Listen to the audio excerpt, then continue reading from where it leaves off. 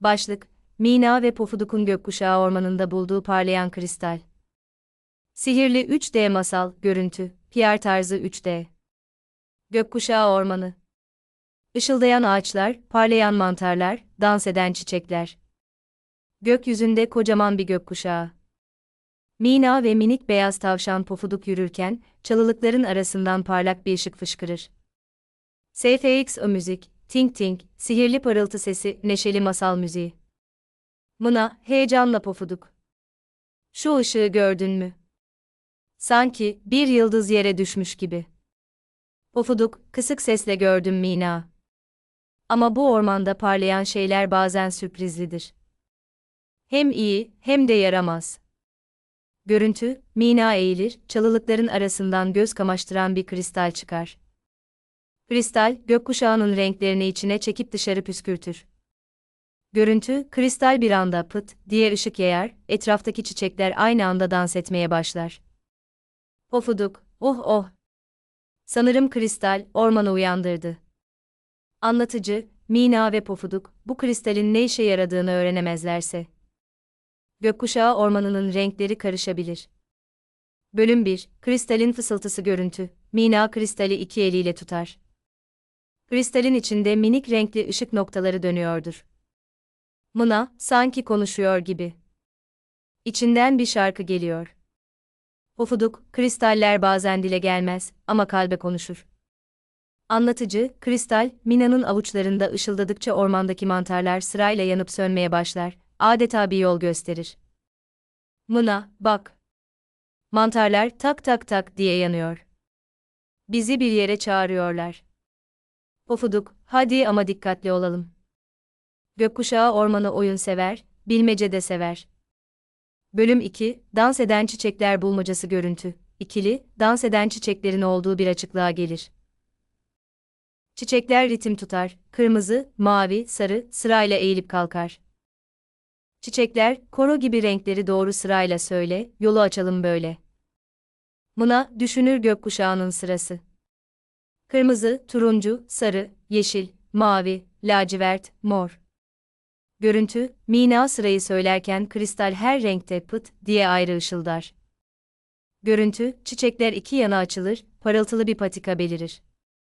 Anlatıcı, ama patikanın sonunda, küçük bir sorun onları bekler.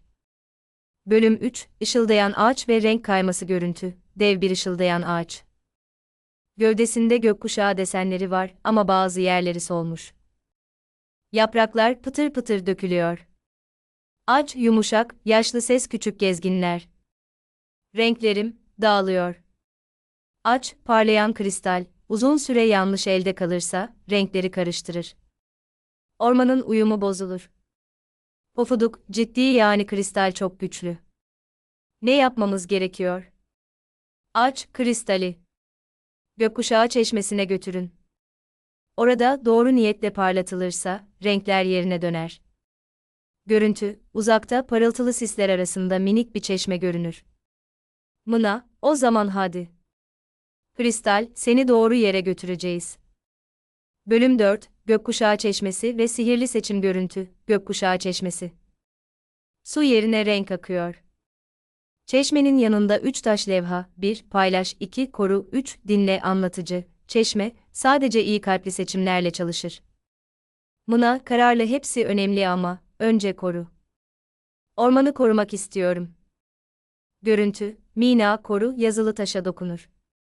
Kristal daha da parlar, ardından Mina paylaş, al sonra dinle ye dokunur. SFX, Shing, büyük bir sihir patlaması, yumuşak, korkutucu olmayan. Görüntü, kristal çeşmeye yaklaşınca gökkuşağı suyu kristale akar. Kristal pırıl pırıl olur. Ormandaki solmuş yerler yeniden canlanır. Pofuduk ve kimseyi itip kalkmadan, bağırmadan, sadece doğru olanı seçerek. Anlatıcı, kristal, Mina'nın avuçlarında şimdi daha sakin, daha sıcak bir ışıkla parlıyordur. Bölüm 5, Kısa final kristalin hediyesi görüntü, kristal ikiye ayrılır gibi olur, ama korkutmaz. Minik bir parça Mina'ya, minik bir parça Pofuduk'a pıt diye uçup konar. Pofuduk, demek ki kristal diyor ki, sihir paylaşıldıkça güzelleşir. Görüntü, Mina ve Pofuduk gökkuşağının altından yürür. Arkalarında çiçekler el sallar gibi sallanır. Anlatıcı ve böylece Mina ile Pofuduk, gökkuşağı ormanının ışığını koruyan iki minik kahraman olur. 3. Carlot Ocak'tın kapanış, görüntü. Mina kameraya döner, elindeki küçük kristal parçası parıldar. Pofuduk da kadraga zıplar. Mına, eğer bu masalı sevdiysen, videoyu beğenmeyi unutma. Pofuduk, kanala abone ol ki yeni sihirli maceralarda yine birlikte yürüyelim. Mına, yorumlara yazın. Sizce parlayan kristalin bir sonraki görevi ne olsun? Pofuduk, belki de çikolata şelalesini buluruz. Kıkırdar anlatıcı, bir sonraki sihirli 3D masalda görüşmek üzere. İstersen aynı hikayenin daha komik ya da daha gizemli bir versiyonunu da yazabilirim. Hedef video süren kaç dakika olsun?